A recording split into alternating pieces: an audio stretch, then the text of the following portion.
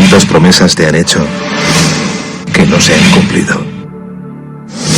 Yo no te prometo un gran sueldo. Te prometo un trabajo fijo. No te prometo que siempre sea como el primer día. Te prometo que nunca te faltarán las fuerzas. No te prometo que todos tus compañeros resistan. Te prometo que se puede llegar hasta el final. No te prometo personas importantes. Te prometo personas que no saben cuánto valen. No te prometo que vayan a hacer caso de lo que digas. Te prometo que querrás repetirlo una y otra vez. No te prometo la comprensión de los que te rodean. Te prometo que sabrás que has hecho lo correcto. No te prometo que te vayan a pedir ayuda. Te prometo que te necesitarán. No te prometo una decisión fácil. Te prometo que nunca te arrepentirás. No te prometo un trabajo perfecto. Te prometo formar parte de un proyecto inolvidable. No te prometo que siempre vayas a obtener resultados. Te prometo que tu trabajo dará mucho fruto. No te prometo que vayas a tener grandes lujos. Te prometo que tu riqueza será eterna. No te prometo que siempre vayas a poder ser valiente. Te prometo que tu amor será más fuerte que el mío. No te prometo que puedas acabar con el dolor, el sufrimiento y la injusticia. Te prometo que estés donde estés, llevarás esperanza. No te prometo el reconocimiento del mundo. Te prometo una palabra eficaz. No te prometo seguridades humanas. Te prometo la certeza de que has sido elegido. Y te prometo que alimentarás al mundo.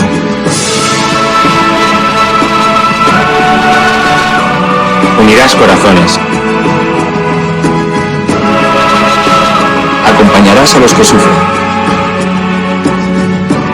Confirmarás a los que quieren ser fuertes. Experimentarás con ellos la verdadera alegría. Sumergirás a los hombres en la verdad. Y serás sacerdote, testigo de Jesucristo.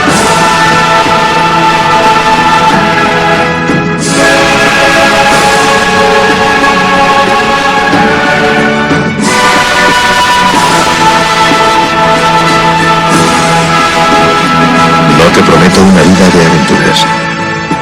Te prometo una vida apasionante.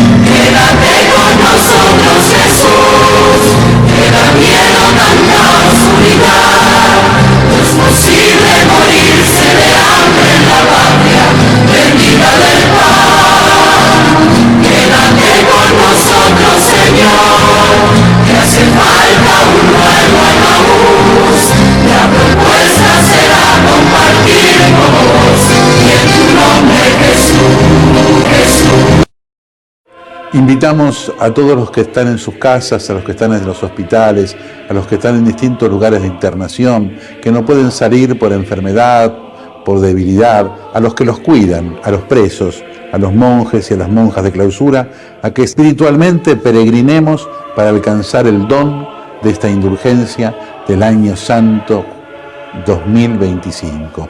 En el nombre del Padre, y del Hijo, y del Espíritu Santo. Amén. Pidamos perdón juntos. Señor, ten piedad. Cristo, ten piedad. Señor, ten piedad.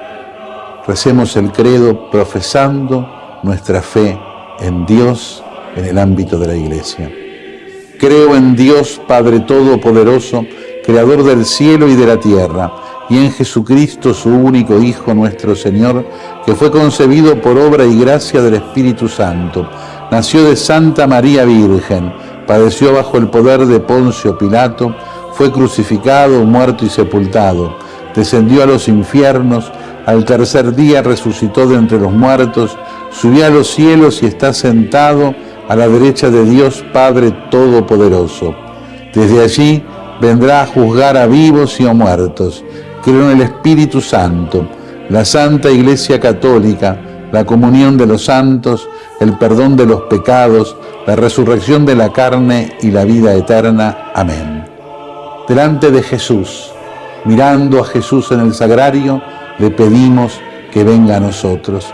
Señor Jesús, no puedo recibirte ahora con la hostia consagrada, pero te pido que vengas espiritualmente a mi corazón. Jesús, quiero permanecer siempre con vos. Recemos por el Papa y por las intenciones que lleva en su corazón. Padre nuestro que estás en el cielo, santificado sea tu nombre. Venga a nosotros tu reino, hágase tu voluntad en la tierra como en el cielo. Danos hoy nuestro pan de cada día. Perdona nuestras ofensas, como también nosotros perdonamos a los que nos ofenden. No nos dejes caer en la tentación y líbranos del mal. Amén. Y a la Virgen le confiamos nuestra vida, la saludamos, le pedimos que nos siga cuidando para vivir siempre en la esperanza. Y que a todos los bendiga Dios, que es Padre, Hijo y Espíritu Santo. Amén. Amén.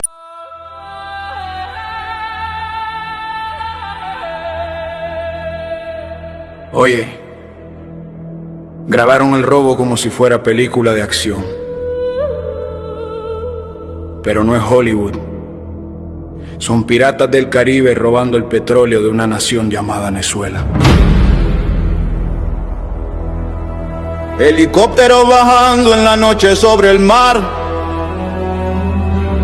Marinos encapuchados listos para disparar. Cámaras en HD, postureo militar. El Caribe convertido en su parque para saquear. Con Michelo produciendo contra los piratas del imperio. Yeah. Se roban un buque venezolano y lo suben a internet. Mientras un presentador blanco te dice que eso está bien. Dicen que es ley, que es justicia, que es orden mundial. Pero huele a pillaje viejo, a corsario colonial. Apagan las luces, prenden las sirenas, fabrican el miedo en cadena. Primero te muestran soldados, luego te venden condena. Y si protestas te etiquetan como parte de un problema. Te dicen tranquilo, es por tu seguridad. Mientras se llevan tu petróleo con total impunidad. Piratas del Caribe, versión Pentágono en acción. Somos extra en su guerra si no hay organización. Lo mismo que con Epstein, secreto tras secreto. Dossier enterrado en bóvedas de concreto. Nombres de ricos borrados del libreto. Y el pueblo distraído viendo series en su dispositivo completo. Liberan narcopresidentes, condenan a migrantes. El que lavó el polvo es aliado, el pobre es delincuente. Honduras fue tablero, laboratorio y precedente. Mientras en la Casa Blanca se lavan las manos frente a toda la gente. Intervienen elecciones como si fuera deporte. Aprietan gobiernos con sanción y pasaporte. Y cuando el fraude es amigo se hace el desentendido. Si gana el que no quieren lo llaman peligrosos o subversivos. No más piratas del Caribe en nuestra habitación. No más gringos decidiendo quién merece la nación. Si nos juntamos somos trueno, somos revolución. San Martín, Morazán y Bolívar en el corazón. Ellos nos quieren divididos para reinar sin oposición. Pero la patria grande despierta en cada rincón. Centroamérica, el sur y el Caribe en conexión. Cuando el pueblo se organiza tiembla acá Washington. En la frontera encadenan a los sueños. Llaman ilegales a los hijos del diseño que ellos mismos impusieron con golpes y con hambre. Y ahora criminalizan a quien huye de ese alambre. Trambre levantando muros, aulas para niños. Selfie en campaña mientras rompen rompe cada cariño. Dice que combate al cartel en nombre de la moral, pero abrazó al narcopoder en su juego electoral. Migrantes en el desierto, madres rezando en silencio. El mismo imperio que roba tu mar te vende consuelo. Te muestra al latino como enemigo en cada noticiero, mientras explota tu petróleo y tu suelo entero. Pero el miedo no se come nuestra memoria. El dolor no será el final de la historia. De cada niño en jaula nace una victoria. Cuando el pueblo despierta, reescribe la gloria. No somos extras en su película violenta. Somos la escena que su libreto ya no aguanta. Cuando digamos basta, con la misma voz, sus portaaviones se verán chiquitos frente a nosotros. No más pirata del Caribe en nuestra habitación. El mar es de los pueblos, no de la ocupación. Si nos abrazamos de Caracas hasta Tegucigalpa, ningún marine vuelve a posar en nuestra patria. Morazán cabalga con Bolívar por los Andes. San Martín abre la puerta para que el sur sea grande. La patria grande no es un meme ni un refrán, es la única esperanza frente al monstruo imperial. El pueblo latino jamás será vencido. El pueblo latino jamás será vencido. El pueblo latino jamás será vencido. El pueblo latino jamás será vencido. Que viva Latinoamérica, señores, nos unamos. Que desde el río Bravo hasta el sur seamos hermanos. Despertemos al gigante que cargan nuestros pueblos. Cuando camine junto a todos va a romper todos sus cielos. Un gigante que aplastará la maldad de este imperio. No con bombas ni con odio, sino con otro criterio. Escuela, salud, pan, tierra y dignidad. Un continente organizado contra su oscuridad. Este es mi sueño, mi esperanza, mi salvación. Ver a mi pueblo de pie, nunca más de rodillón. Que nadie tenga que huir buscando sobrevivir. Que en nuestra propia tierra podamos por fin vivir. El pueblo latino jamás será vencido.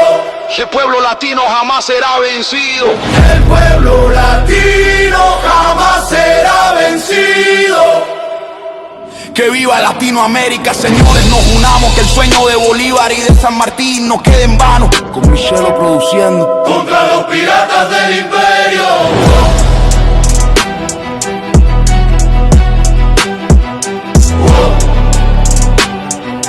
Contra los piratas del imperio.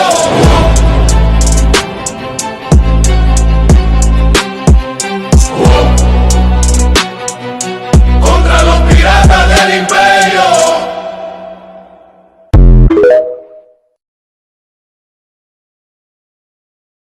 El peor analfabeto es el analfabeto político. No oye, no habla, no participa de los acontecimientos políticos. No sabe que el costo de la vida, el precio del poroto, del pan, de la harina, del vestido, del zapato y de los remedios dependen de decisiones políticas. El analfabeto político es tan burro que se enorgullece y ensancha el pecho diciendo que odia la política. No sabe que de su ignorancia política nace la prostituta, el menor abandonado y el peor de todos los bandidos, que es el político corrupto, mequetrefe y lacayo de las empresas nacionales y multinacionales. A un presupuesto donde no puedo dejar de agradecer como correntino obras de infraestructura importantes que están plasmadas en este presupuesto. Quiero agradecer en nombre de todos los correntinos y chaqueños la incorporación en el artículo 27 del puente Chaco Corrientes. Martínez. Sí, gracias, presidente, gracias, diputado Yedlin. No es ningún tipo de chicana, pero recién lo que se leyó por parte del diputado de La Libertad Avanza por la provincia de Corrientes fue respecto al puente Chaco Corrientes, que mencionó que está incluido en el presupuesto en el artículo 27. Ese es nuestro dictamen, está incluido en nuestro dictamen, el dictamen de Unión por la Patria.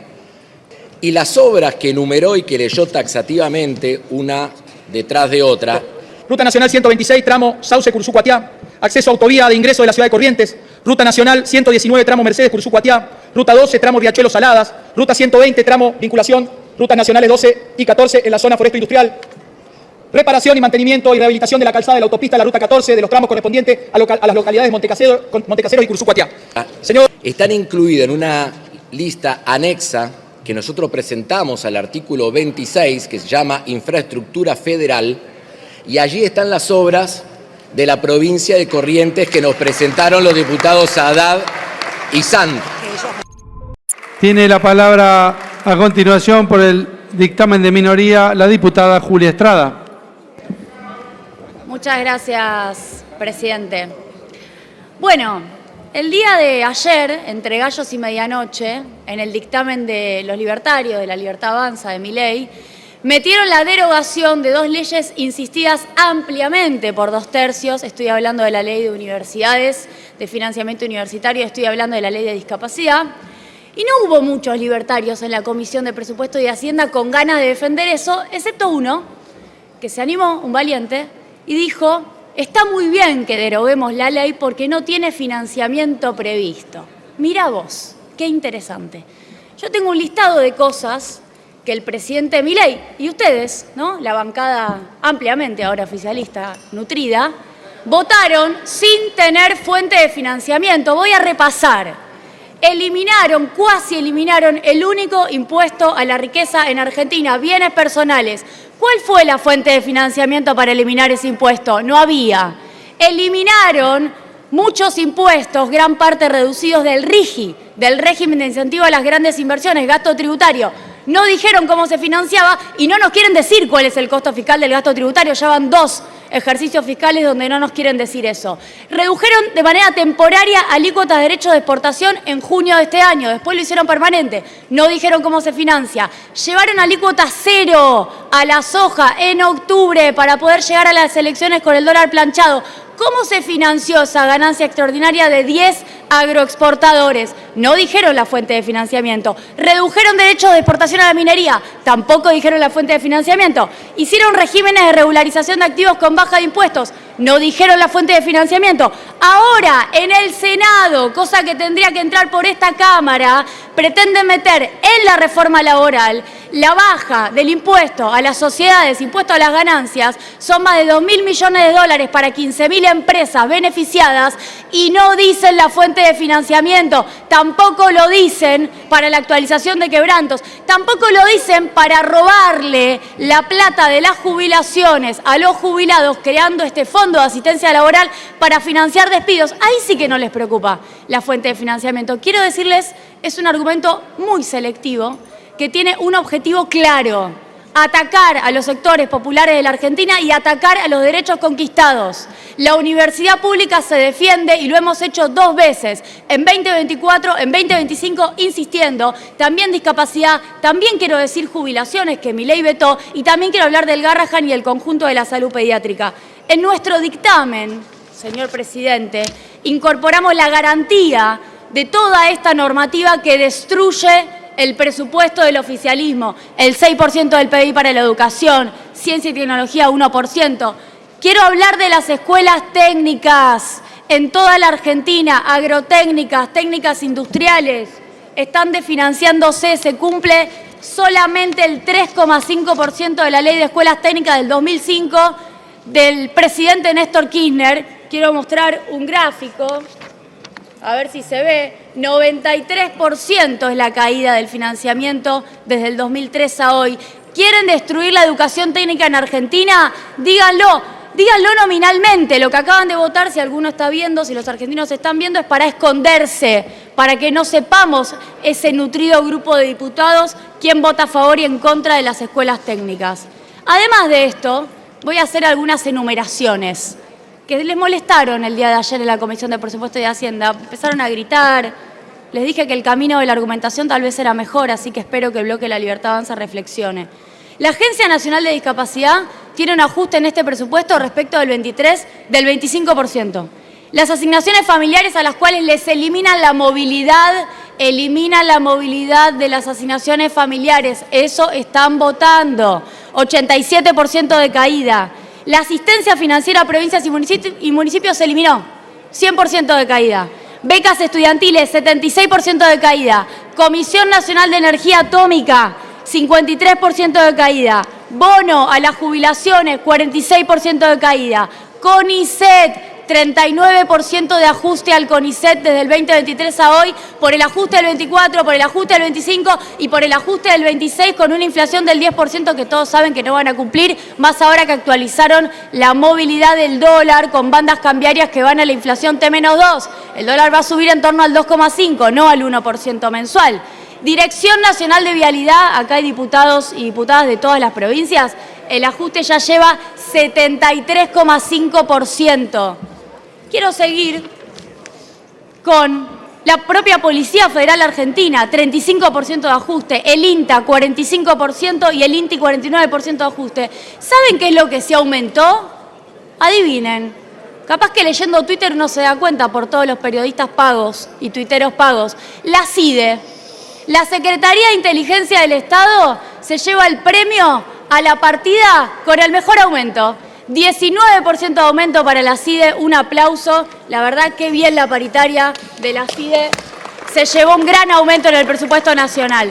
Habiendo dicho esto, quiero hablar del oscurantismo y poca transparencia del actual canciller, que está para blindar el acuerdo financiero con Estados Unidos en ese lugar y para impulsar el acuerdo comercial con Estados Unidos, cuando vino Pablo Quirno en su rol saliente de secretario de Finanzas a supuestamente dar información sobre el acuerdo del swap. No dijo nada. Este presupuesto 2026 se monta sobre un acuerdo financiero de 20.000 millones de dólares de swap con Estados Unidos, de los cuales se activaron 2.500 millones de dólares. Se monta sobre una tasa que desconocemos, una prórroga de jurisdicción que desconocemos, condiciones económicas, privatizaciones de empresas, entrega de minerales que desconocemos, y Pablo Quirno está para ocultar eso. Quiero además preguntar, ¿qué van a hacer con el refinanciamiento del endeudamiento? ¿Van a ir también por decreto de necesidad de urgencia, como lo hicieron con el Fondo Monetario Internacional, en donde no se animaron a venir al Congreso? ¿Van a ir a colocar deuda a legislación extranjera con decreto de necesidad de urgencia en algo que debiera estar explicitado en este presupuesto 2026? Por todas esas razones, porque entendemos que ha habido una movilización en la calle, una lucha social, una lucha política que así ha acompañado a que este Congreso defienda a quienes están siendo golpeados por el gobierno de Milei, no solo votamos en contra del presupuesto, sino que traemos nuestro propio dictamen con las propuestas de lo que sí queremos y tenemos que financiar. Muchas gracias.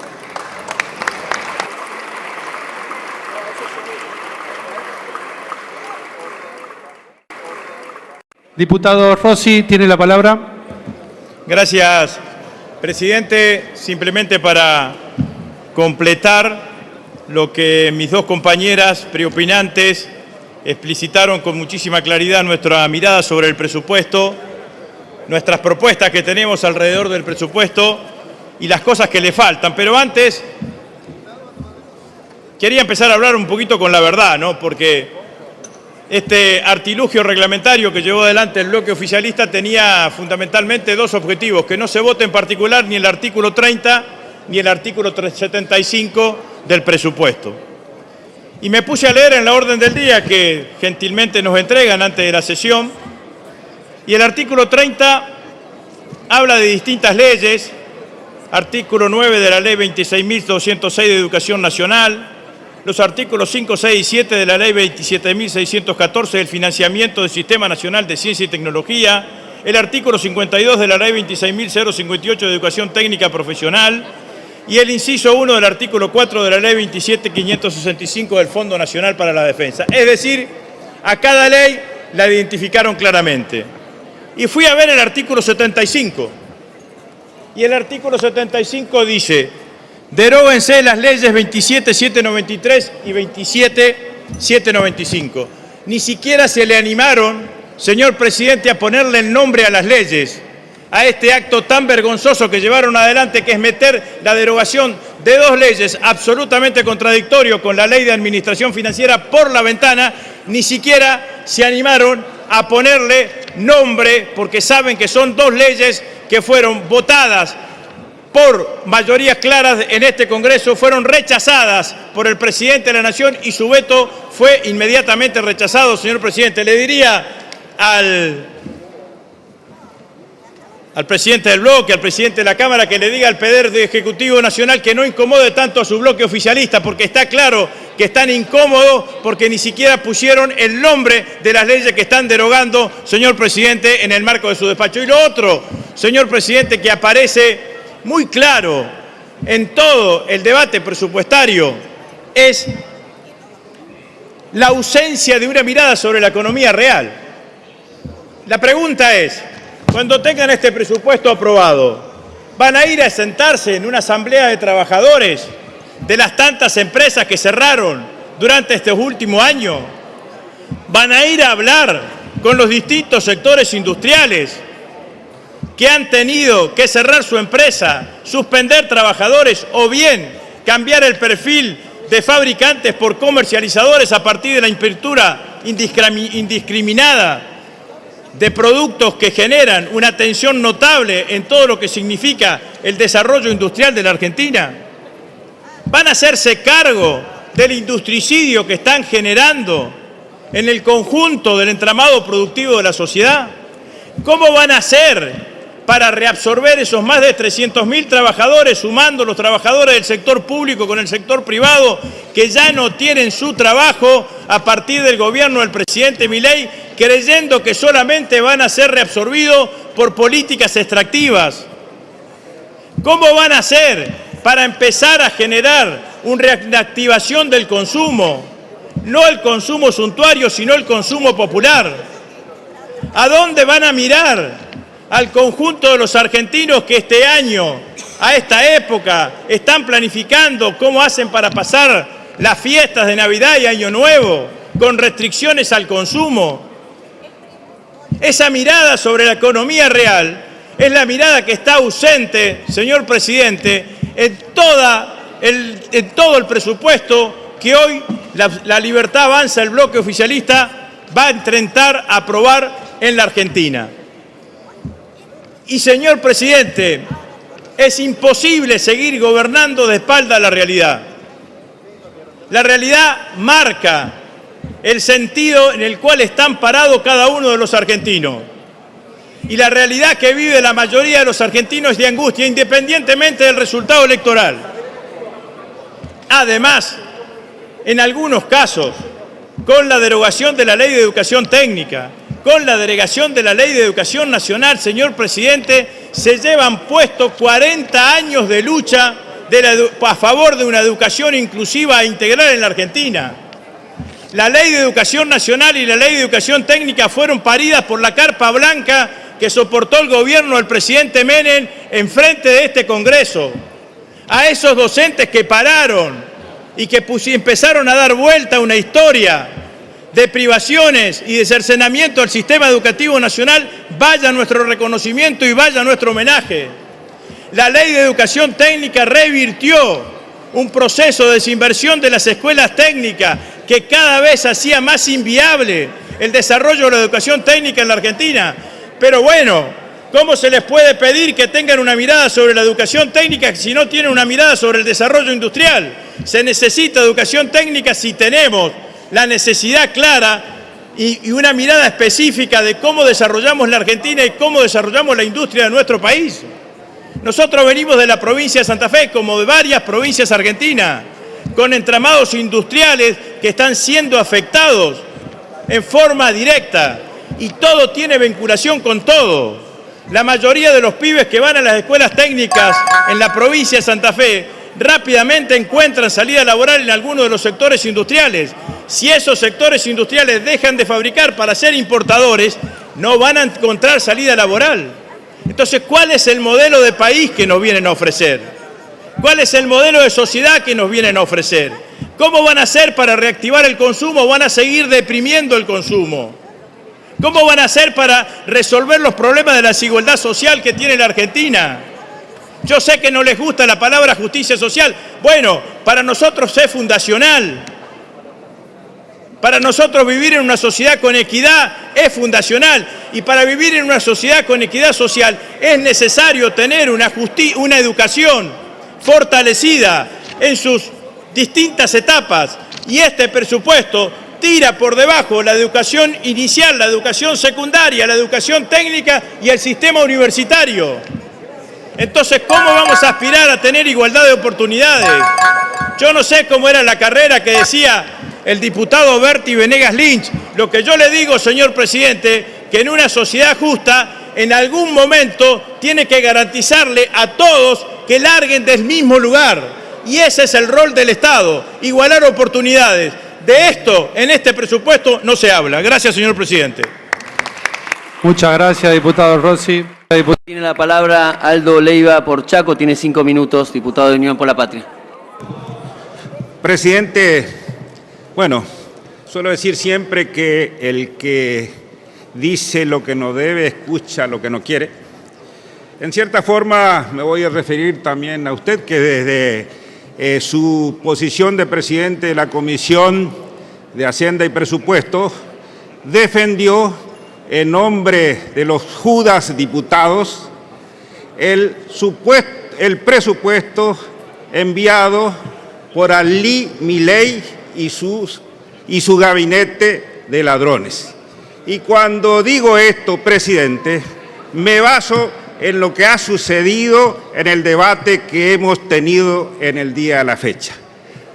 Porque las expresiones de cada uno de los hombres y mujeres que representan al gobierno actual, sin ninguna duda, tiene que ver con este robo alevoso que está sufriendo el pueblo de la nación argentina. Y ustedes, Judas diputados, son los responsables del robo a nuestras universidades, del robo a los discapacitados, del robo a las provincias, del robo a cada uno de los argentinos y argentinas.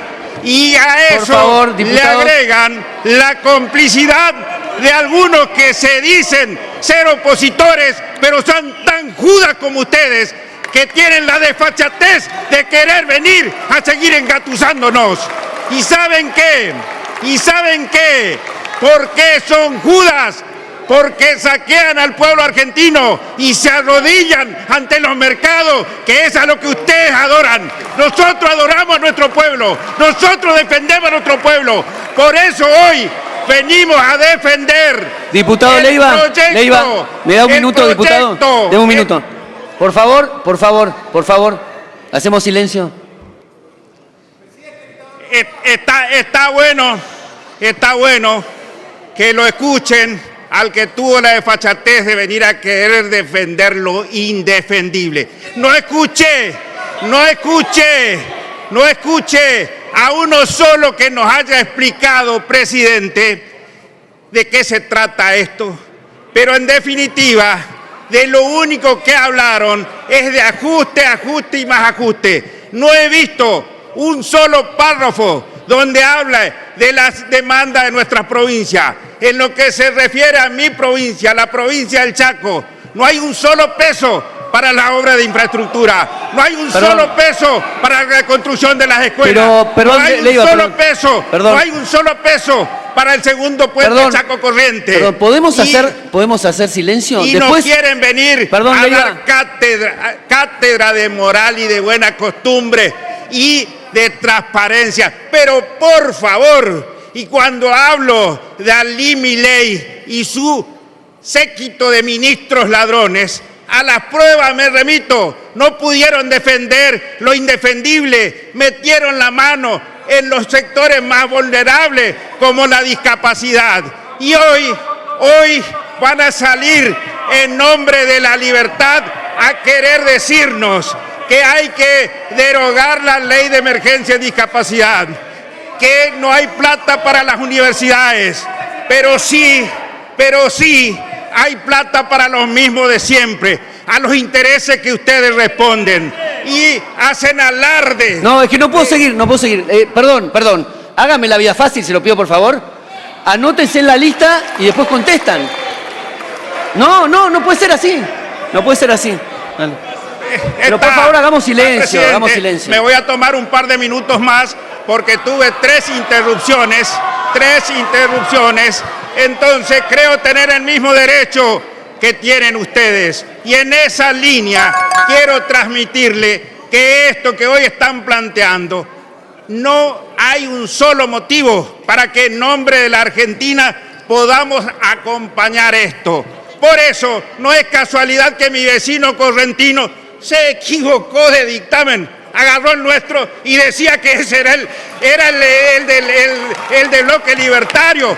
Ese fue nuestro dictamen, eso fue lo que nosotros planteamos, eso es lo que nosotros defendemos, eso es lo que claramente transmitió la compañera Estrada, con tranquilidad, con solvencia. Quien está ejerciendo la presidencia en este momento ni siquiera pudo esbozar algo que pueda decir, este es un presupuesto que contiene alguna expectativa. Nada, se dedicó a agredir, se dedicó a descalificar a nuestros gobiernos. Nosotros estamos orgullosos que en democracia el único equilibrio fiscal fue durante la presidencia de Néstor Kirchner y parte de la presidencia de Cristina Fernández de Kirchner. Y ustedes saquean a nuestro pueblo y créanme, presidente, no van a poder, nos vamos a seguir levantando nuestra voz, vamos a seguir. Ustedes creen que le tenemos miedo cuando golpean la mesa y hablan de libertad. Nosotros le decimos, también siguiendo con la línea de nuestro himno, los argentinos, presidente, estamos, sí, redondeo, y está bien que le haga callar a los judas, está bárbaro, perfecto, presidente, así que el jefe de los judas puede. Entonces, presidente, quiero decirle a Milei, a los judas diputados, que el pueblo argentino, ese pueblo maravilloso, a lo largo y a lo ancho de nuestro país, no grita libertad, libertad. Ese pueblo, sin ninguna duda, abraza también esta otra parte que dice, coronados de gloria vivamos o juremos con gloria morir. Los argentinos estamos dispuestos a seguir luchando y no tengan la menor duda que va a llegar el momento de gloria para nuestro pueblo. Gracias, presidente. En uso de la palabra, el diputado Juan Carlos Molina.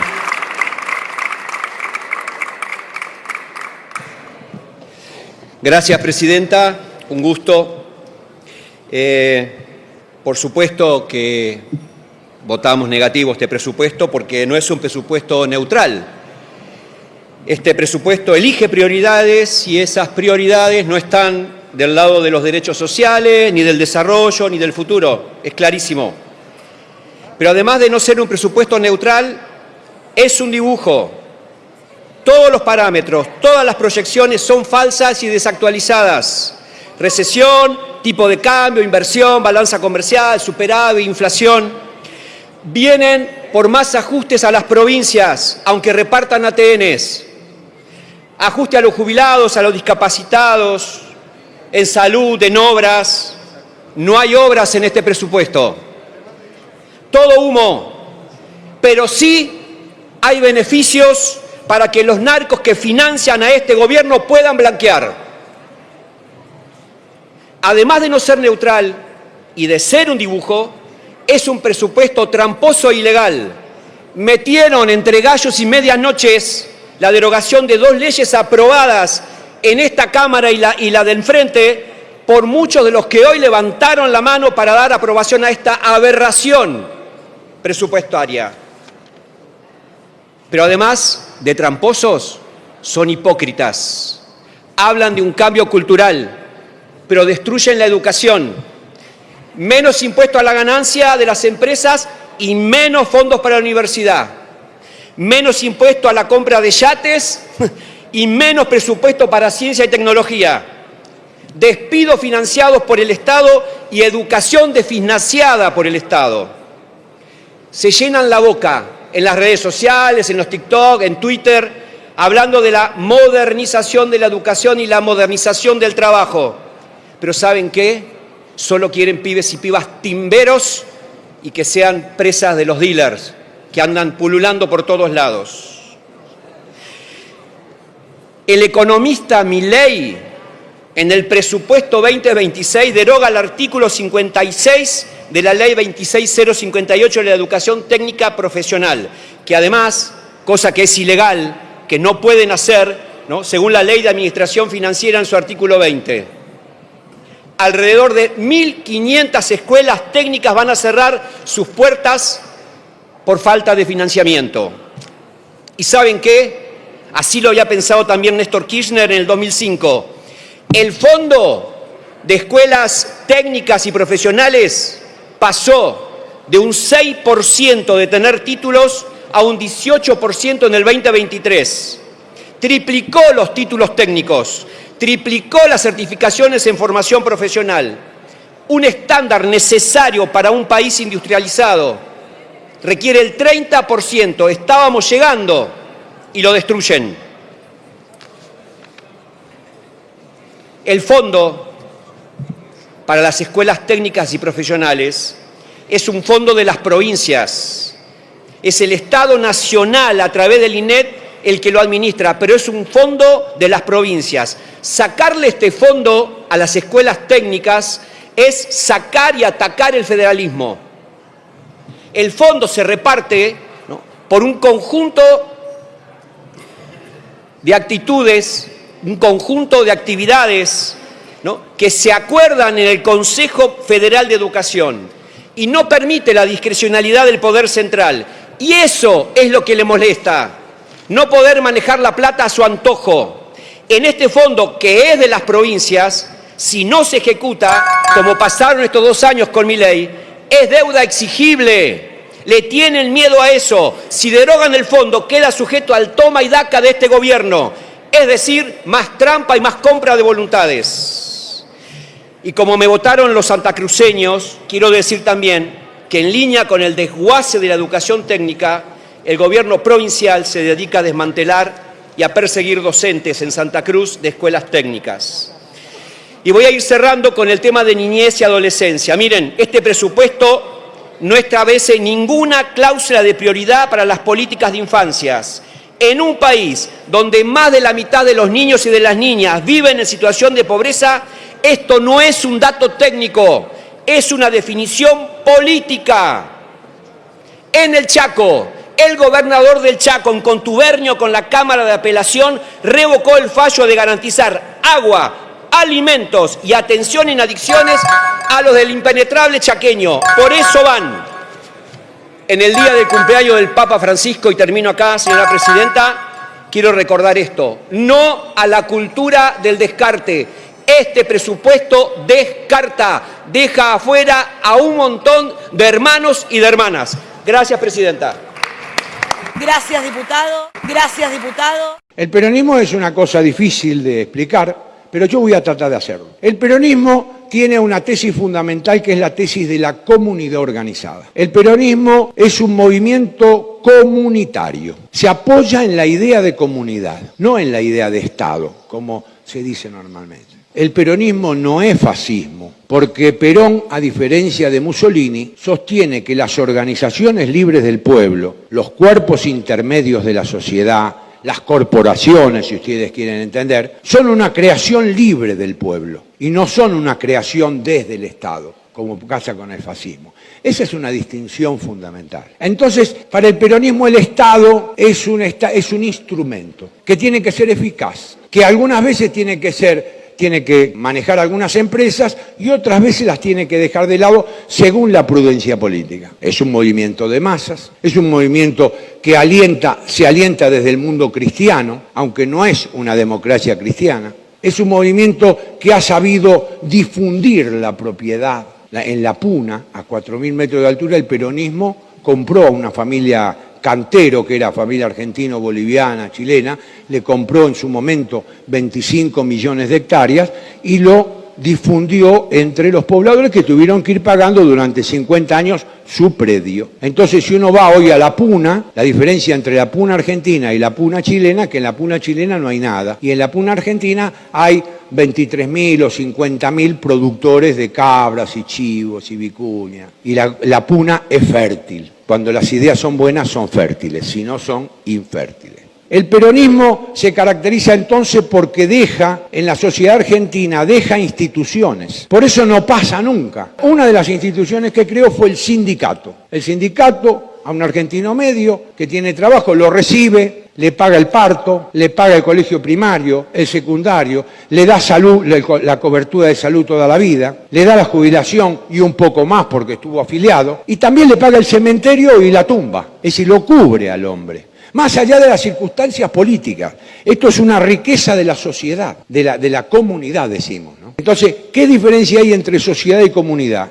Que la comunidad plantea valores, la sociedad negocios. Por eso Marx, en los manuscritos del 44, dice el corazón de la sociedad es el negocio, pero no dice el corazón de la comunidad. Fíjese, hasta Marx se dio cuenta. Porque en la sociedad nosotros hacemos negocios y nos tratamos de cubrir porque van a venir los cheques sin fondo, a ver dónde nos van a perjudicar. En la comunidad no, uno participa de los valores. Esto es interesante y la sociedad contemporánea está reclamando una vuelta a la comunidad. El peronismo finalmente, ¿qué ha sido? Ha sido un movimiento antiimperialista, todos estos, ¿no? Todos estos, pero el peronismo sobre todo. El peronismo, por eso cuando Perón sale del poder, Churchill dice, es la mejor noticia que he recibido después de la Segunda Guerra Mundial, la caída del dictador. Y ellos han creado toda una leyenda que este era un nazi, que este era un fascista, que este era un dictador, que este se mataba a la gente, se comía a los chicos crudos. Bueno, ¿qué quieren que le diga? Axel Kicillof, una verdadera carrera de obstáculos del gobierno nacional. Sí, la verdad que esto nos evoca a la situación que estamos viviendo, ¿no? Porque todos los que tenemos la responsabilidad de gobernar una provincia, bueno, Gildo con la experiencia que trae, estamos observando que el gobierno nacional básicamente se borró, dice que tiene superávit fiscal, pero la verdad que lo que hace es no pagarle a las provincias, no pagarle a los jubilados, no pagar su responsabilidad de interrumpir la obra. Esto pasa en todas las provincias. Algunas más distantes, algunas más cercanas de la Ciudad de Buenos Aires, algunas más pequeñas. Nosotros tenemos 17 millones de habitantes, es 40%, prácticamente 17 millones de habitantes, 300.000 kilómetros cuadrados, y ni una obra de Milei.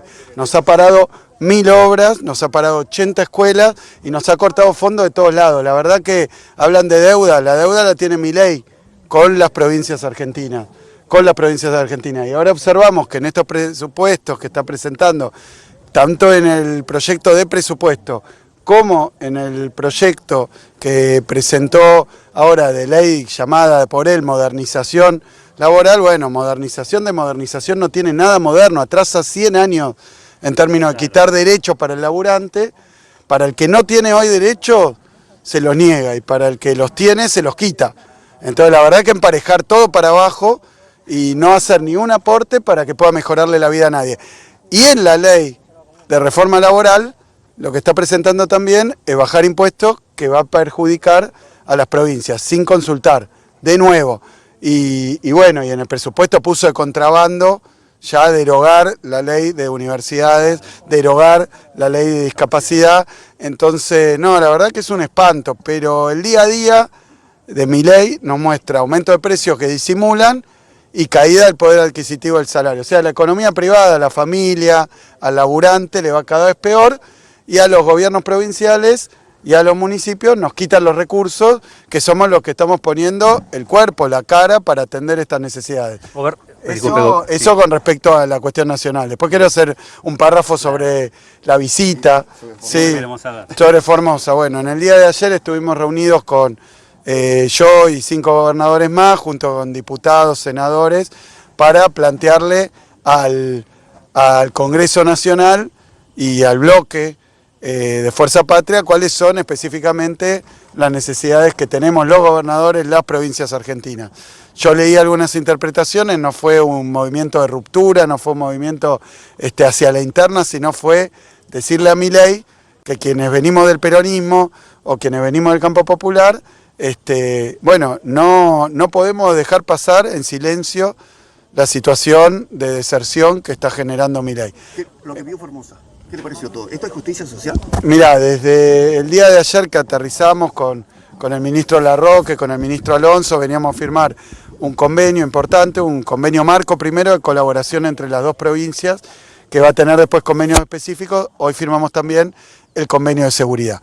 Pero el convenio marco un poco exhibe bien esta situación de que entre las provincias nos tenemos que dar una mano y ayudar, porque el gobierno nacional, bueno, es algo con lo que no podemos contar más.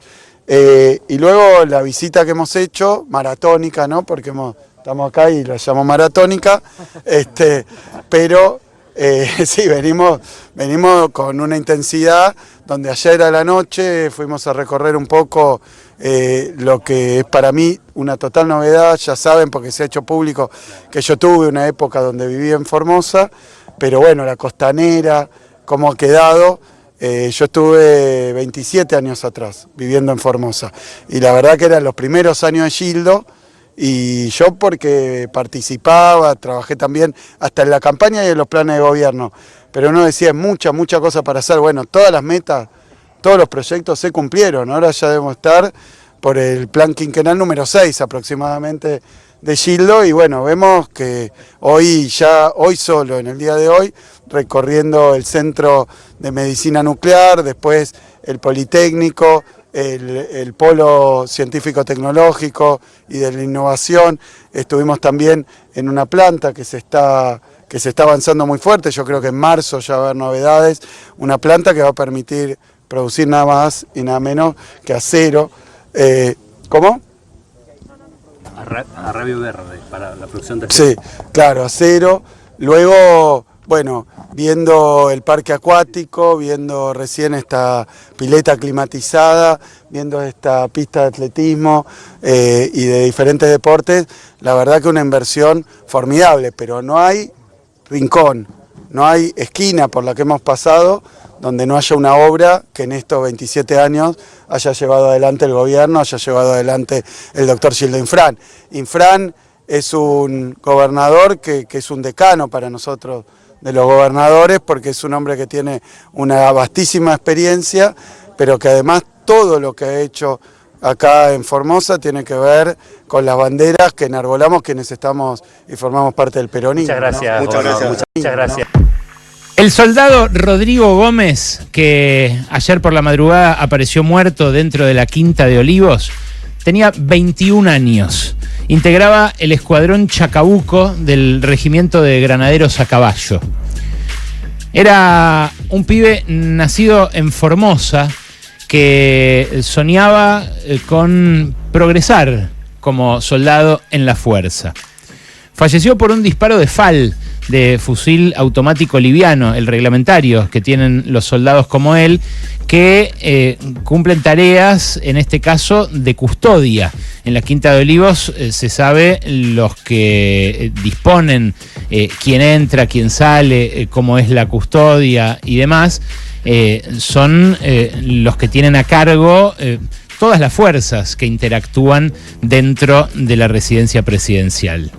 La familia pidió ver la carta que quedó entre sus pertenencias para ver si es su letra la que allí habló de deudas importantes con bancos que lo atormentaban.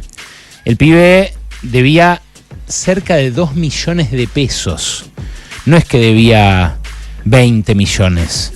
Debía un poquitito más de $1.000. Y eso, para un trabajador cualquiera, pero especialmente para un trabajador que gana 600 lucas, es una montaña de guita impagable. Rodrigo Gómez, por supuesto, tendrá que determinarlo la justicia. Tendrá en su corta vida un montón de condicionamientos. Habrá tenido seguramente un montón de razones por las cuales puede haber tomado una decisión así.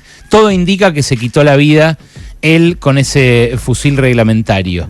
La familia, obviamente, quiere ver la carta y tiene sus dudas, porque es lo que pasa siempre en torno a suicidios o a autolesiones. Ahora, lo que le pasa a un montón de laburantes es que no pueden con su vida porque ganan mal, igual que Rodrigo Gómez. En este último año tuvieron un par de aumentos los soldados.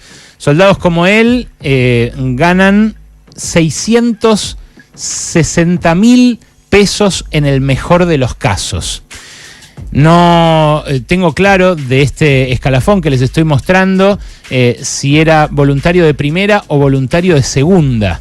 Pero, insisto, en el mejor de los casos ganaba 660.000 pesos de haber bruto mensual. En el peor de los casos puede haber ganado 610.000 pesos como voluntario de segunda. Es lo mismo que gana un marinero de segunda en la Armada, es lo mismo que gana el mínimo rango de la Fuerza Aérea.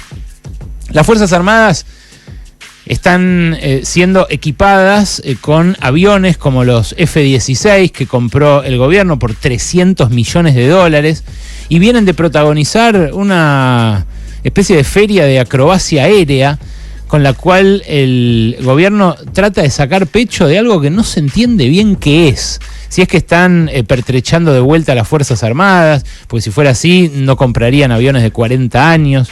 Si es que se están alineando con Occidente, cosa que queda bastante claro en las votaciones de la ONU, por ejemplo. Pero en la base de esas Fuerzas Armadas hay un montón de gente como Rodrigo Gómez. Y en la base de las fuerzas de seguridad también. Ayer justo por casualidad pasé por una farmacia de IOSFA. IOSFA es la obra social de las Fuerzas Armadas. Mi viejo, que murió hace poco, ustedes saben, laburaba en IOSFA, era médico de esa obra social. Durante muchos años lo fue en el IOSE. El IOSE era la obra social del ejército que funcionaba separado de DIVA, por ejemplo, que era la Dirección de Bienestar de la Armada. En un momento fusionaron eso, creo que durante el gobierno de Macri, y crearon IOSFA. No me acuerdo si fue con Macri o con Alberto Fernández, pero como sea, IOSFA siguió andando igual de mal que lo que andaba IOSE desde el menemismo, básicamente cuando empezó a ser desfinanciada. Pero nunca anduvo lo mal que anda ahora. La farmacia esa de IOSFA por la que pasé, ahí en el barrio militar cerca de Luis María Campos, donde está el hospital militar, está vacía, no tiene nada. La familia militar con la cual busca congraciarse Victoria Villarruel cuando reivindica a los milicos asesinos, represores de la última dictadura, está pasando hambre y no tiene remedios. Sus sanatorios, sus hospitales están hechos pelota. No tienen nada en los lugares a donde deberían darles cierto bienestar. Y encima están tapados de deudas como Rodrigo Gómez, el soldado que apareció muerto con un disparo de FAL en la Quinta de Olivos, en un acto tan político, como dice Durkheim, que son siempre los suicidios, pero como es especialmente el de un soldado en la quinta donde duerme el presidente. Claro, ese presidente al que custodiaba Rodrigo Gómez mostró una indiferencia glacial frente a lo que pasó. No dijo nada todavía Milei. No dijo nada a viva voz, no hizo siquiera un tuit al respecto, no comentó nada. Los padres de Rodrigo Gómez, no sé si llegaron todavía porque es muy largo el viaje desde Formosa, anoche estaban viajando en micro desde Formosa hasta Buenos Aires para reconocer el cuerpo. Por eso se está demorando la autopsia. No fueron capaces de pagarle un pasaje en avión para que no vayan 30 horas llorando en el micro por el hijo que perdieron de solo 21 años en la quinta presidencial. La situación del soldado, de Rodrigo Gómez, es una situación que atraviesan muchísimos laburantes en general, pero bajo la responsabilidad del gobierno, muchísimos laburantes estatales. Decía, no son solo los de Fuerzas de Seguridad, son los de no son solo los de Fuerzas Armadas, son los de la Fuerza de Seguridad también. A los policías, a los prefectos, a los gendarmes, a los que mandan a reprimir todos los miércoles las marchas de jubilados, a los que mandan a reprimir cualquier otra marcha de laburantes que también pasan hambre igual que ellos por estos días, les pagan también menos de un palo, menos de lo que necesita una familia para ser pobre. Y a muchos de ellos lo que les está pasando es que tienen que ir a hacer horas extra, y cuando no consiguen horas extra como miembro de la Fuerza de Seguridad, se van a hacer viajes en Uber, en Didi, en Cabify. Ya hubo este año como una docena de casos de chorros que van a afanar a un conductor de estas plataformas y terminan baleados. Baleados porque el conductor era un prefecto, era un gendarme, era un policía. Muchos se preguntan por eso y dicen, che, ¿deberían llevar el arma reglamentaria cuando están laburando en la plataforma? La verdad que es una discusión para tener también esa. Pero hay otra discusión que es, ¿qué pasa que los miembros de Fuerza de Seguridad ganan tan poco que tienen que hacer horas y horas y horas en plataformas manejando o repartiendo paquetes? Claro, si no lo hacen, terminan endeudados hasta los tuétanos, como está endeudada una parte de la población laburante. Población laburante que cuando no puede pagar esas deudas, termina morosa. Por eso los índices de morosidad están como están. Están llegando al 10% de la cartera de los préstamos personales o de tarjetas de crédito, porque primero lo que haces cuando no podés pagar el alquiler es sacar un préstamo personal, pagás el alquiler con eso, el préstamo personal sube, porque suben las tasas de interés, y vos después tenés que pagar el préstamo personal y el alquiler del mes siguiente. Pero cuando después no te alcanza para el supermercado, tarjeteás. Y la tasa a la que te cobra la tarjeta ese resto del pago mínimo que haces, te faja y se termina convirtiendo en una bola de nieve impagable.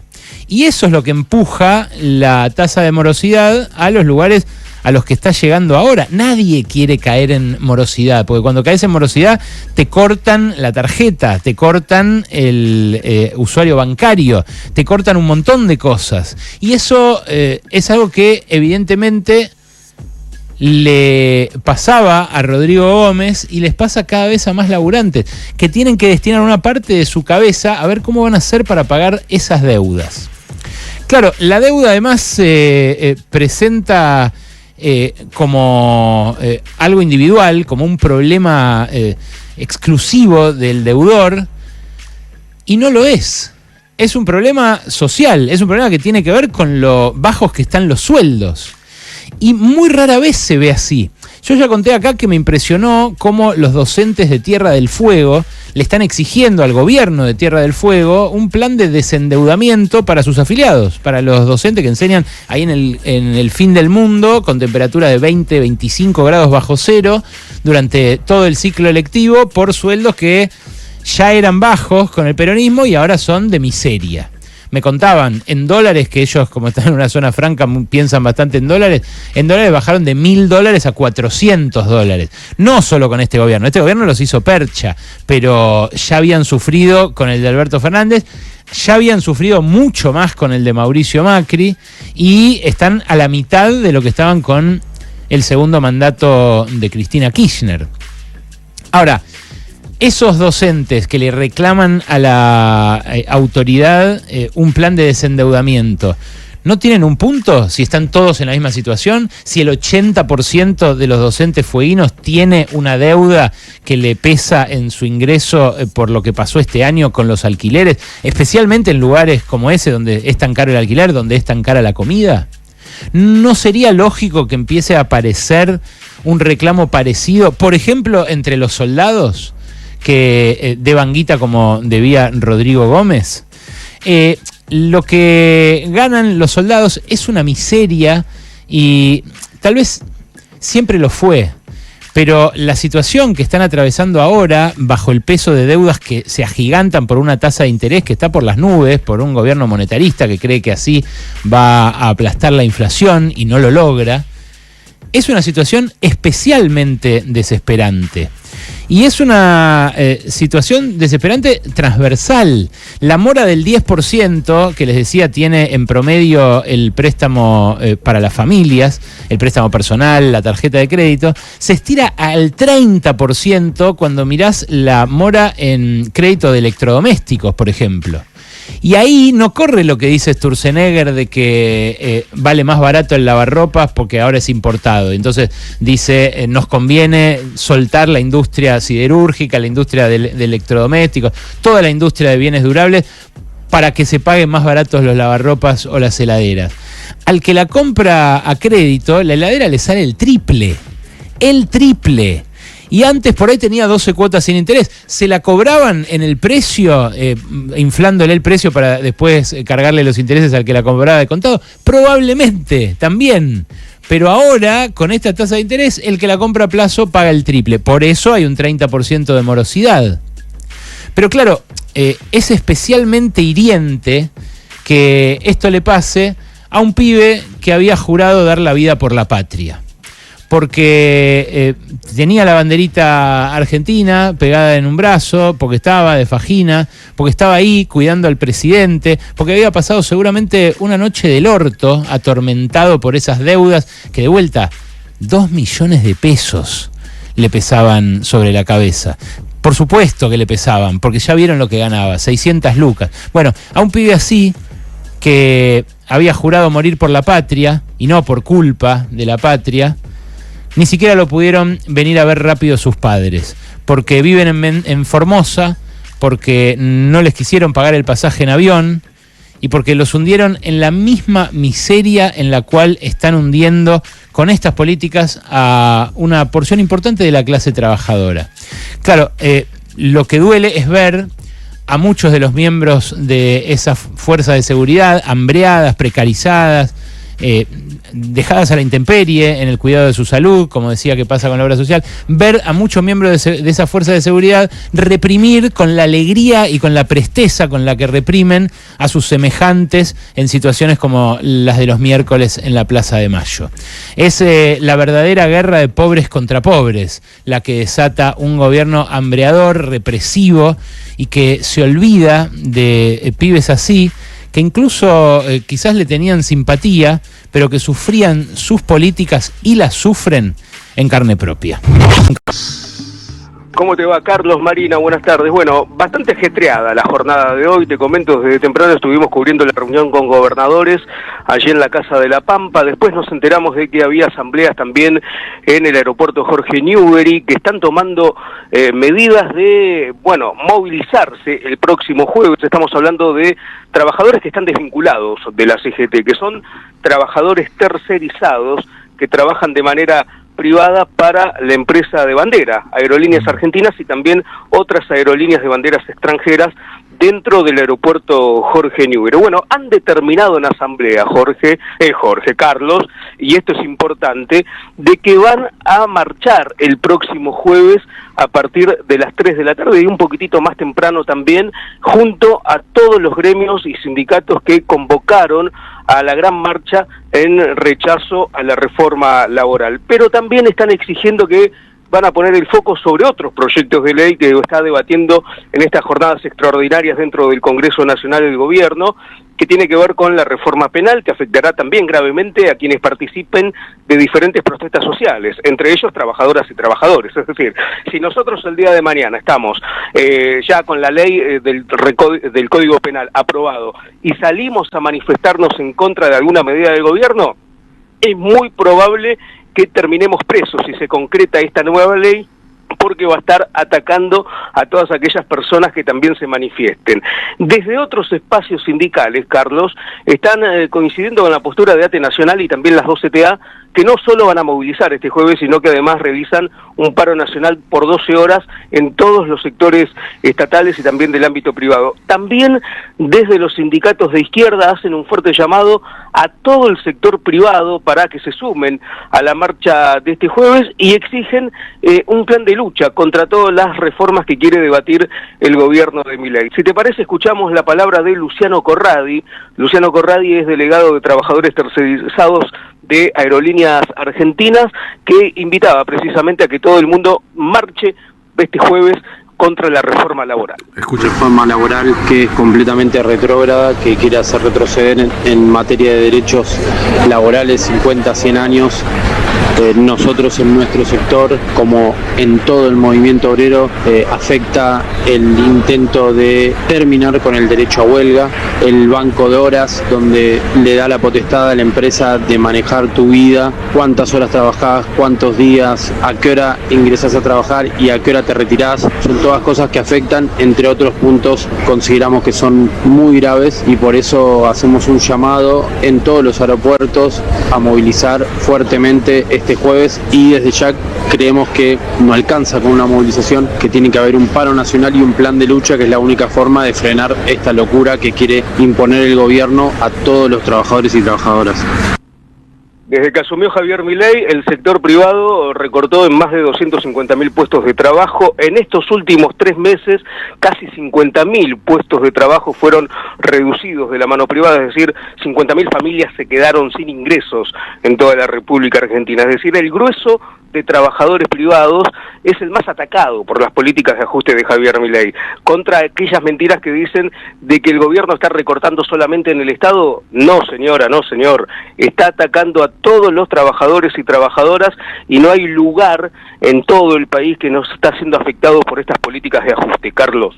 Sin lugar a dudas, gracias, te escuchaba con mucha atención, Los pobres que se odian entre ellos. Cómo la ingeniería social del poder programa el odio horizontal para que nunca miremos hacia arriba. No es espontáneo, no es casual, es diseño. Una sociedad que ha normalizado la explotación necesita producir odio, y lo hace con precisión quirúrgica. Cada día, cada medio, cada algoritmo te señala a un nuevo culpable: el inmigrante que te quita el trabajo, la mujer que pide mucho, el viejo que ya no produce, el joven que no respeta, el vecino que corta la calle, tu pareja, tu hijo, tu propio reflejo. Nos entrenaron para desconfiar de quien tiene lo mismo que nosotros, casi nada. Y así, el pobre odia al pobre. El explotado desprecia al explotado. El precarizado desconfía del que sobrevive distinto. Mientras tanto, los de arriba no aparecen. No tienen rostro, no tienen acento. Tienen offshores, apellidos y blindaje. Y siguen cobrando. Porque si odias a tu vecino, no miras al banco que se queda con tu casa. Si culpas al que recibe un plan, no ves al que tiene subsidios millonarios del Estado. Si odias al maestro, no cuestionas al ministro que recorta educación. La lógica es clara. Donde hay explotación, tiene que haber un culpable. Y como no podés ver al verdadero, te dan uno de mentira. Así funciona la ingeniería del odio. Y es perfecta. Porque es cotidiana. Y porque funciona sin que lo notes. Los medios te educan para odiar. El algoritmo te lo refuerza. El discurso te lo normaliza. La política lo explota. Y vos lo repetís como si fuera pensamiento propio.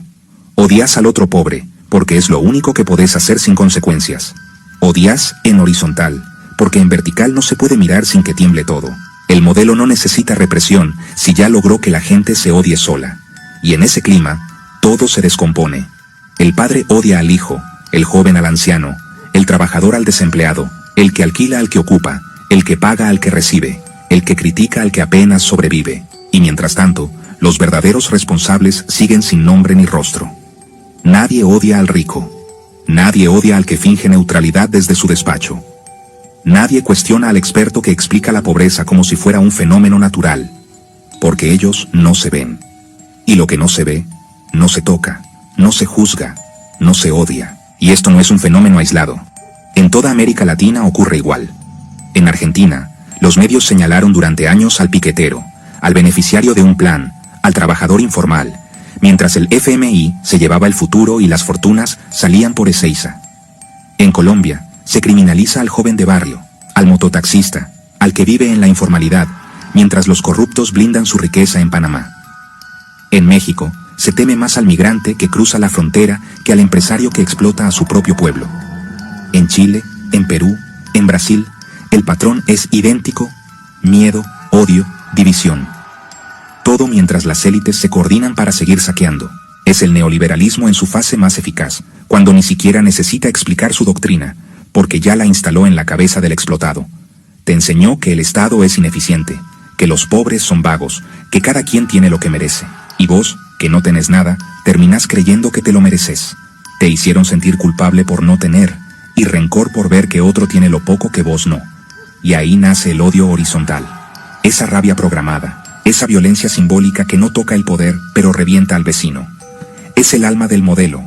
Dividir para reinar, odiar para no pensar. Porque si odias, no organizás. Si culpás al otro pobre, no entendés que están en la misma trampa.